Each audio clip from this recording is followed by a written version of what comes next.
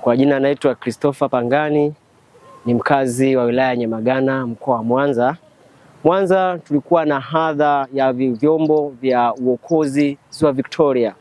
Kwa sasa tunashukuru Mwenyezi Mungu kwa Mama Samia kutukumbuka kanda ya Ziwa, kutuletea chombo ambacho ni maalum kwa ajili ya uokozi. Ziwa Victoria tumekuwa na mfululizo wa ajali nyingi sana za majini ambazo zinahusisha boti za wavuvi, na tumekuwa tukitumia njia za kitamaduni sana kwa ajili ya uokozi, na njia ambazo sio rafiki, pengine unakuta watu wengi wanapoteza maisha. Hiki chombo kimekuja saa hizi kitaondoa hii hadha kwa 99%, kwa sababu ni chombo ambacho kinatembea kwa spidi ya hali ya juu, ni chombo ambacho kina vifaa vya kisasa kwa ajili ya uokozi na kutoa huduma ya kwanza. Pia cha pili unakuja kuangalia, kuna daraja la Busisi ambalo mama yetu amelizindua muda si mrefu, ambalo limeondoa adha ya usafirishaji ndani ya Ziwa Victoria na kanda ya Ziwa kwa ujumla.